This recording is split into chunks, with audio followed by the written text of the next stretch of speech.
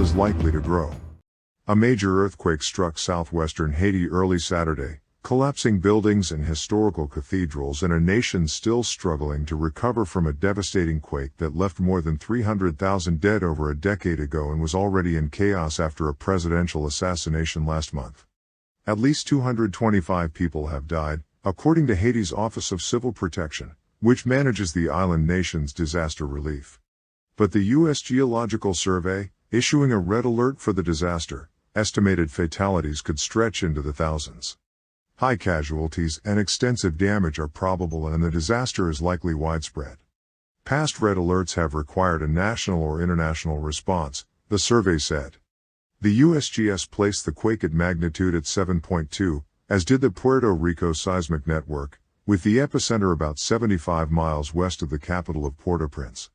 If verified, it would make the seismic event stronger than the 7.0 quake that left much of the city in ruins 2010. Tremors were felt all the way in Jamaica.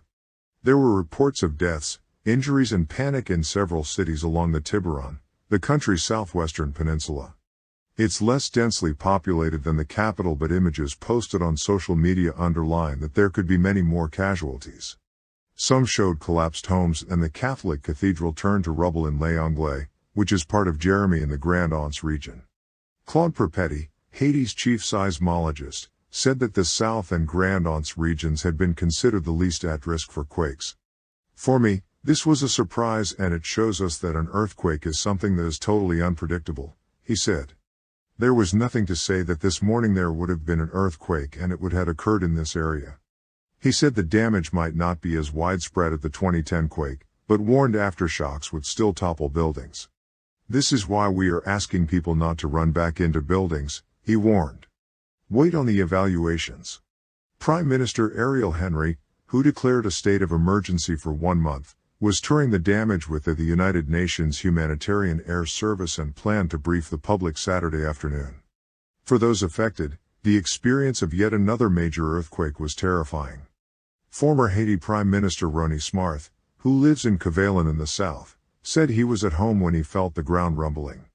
I ran out with my brother, said Smarth, who retired to the region from Port-au-Prince last year. A lot of homes in Cavalin have been destroyed. Destruction was also reported in the coastal city of Les Cayes after the ground shook at 8:29 a.m. Among the missing is at least one prominent political leader, former Senator Gabriel Fortune, who several Haitian blogs reported was buried underneath the rubble in Les Cayes. A lot of houses have been destroyed, a lot of people are injured and were taken to the hospital, Valence Georges posted on Facebook with a photo of a destroyed 2-story house. A lot of aftershocks. The Prime Minister's office said that the emergency responders had been activated and were assessing the damages. Some of the area, controlled by violent gangs, may be challenging survey by ground crews. International humanitarian organizations immediately responded with offers to help, as did the Biden administration. The President and Vice President were briefed by the National Security Advisor and the Secretary of State on the earthquake this morning in Haiti. The President authorized an immediate U.S. response, and named USAID Administrator Samantha Power as the senior U.S. official to coordinate this effort. In a video widely shared on Haitian social media networks, an unidentified man said he was out exercising when he felt the ground rattle. In the video, dust clouds and rubble overtake the streets of the southwestern Haitian city. A huge earthquake has just hit Aux Cayes, the man said in Creole, comparing the destruction to the disaster of January 12, 2010. For what I am seeing, it is the equivalent of the January 12. The catastrophic 2010 earthquake struck near Port-au-Prince, killed over 300,000 people and destroyed the homes of 1.5 million people. It also left 1.5 million others injured. The quake collapsed over 100,000 structures in the Caribbean nation, which sit in an active seismic zone. The nation, ranked among the poorest countries in the Western Hemisphere, has been a long history of deadly natural disasters, even before the 2010 earthquake. Since 2000 alone, the country had been raked by hurricanes. In 2004, Jeanne triggered massive flooding that killed over 3,000 people, mostly in the town of Gonaive. Heavy rain from 4 hurricanes in 2008 caused widespread flooding and crippled vital agricultural regions. The quake hit hard the South and Grand Anse provinces on Haiti's southwestern peninsula, a region also decimated by Hurricane Matthew, a Category 4 storm, in 2016. The hurricane killed over 500 people and displaced thousands while devastating infrastructure and crops. Political instability also has hampered recovery, with Haiti thrown into a deep crisis of volatility and unpredictability since last month when President Jovenel Moïse was assassinated. His July 7 murder inside his private residence remains unsolved, even though police have arrested over 40 persons.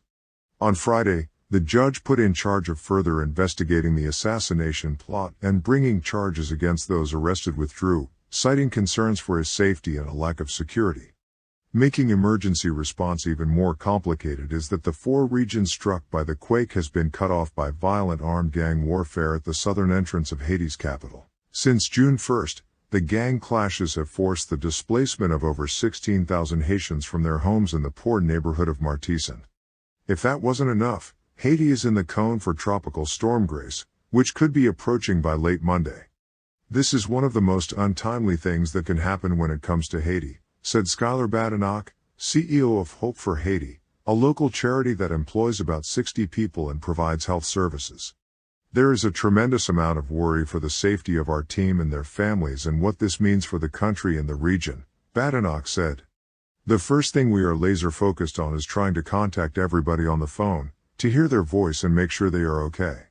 We know there is a lot of emotional stress when it comes to earthquakes. Even as damage assessments were ramping up, the country also was still seeing a string of smaller aftershocks.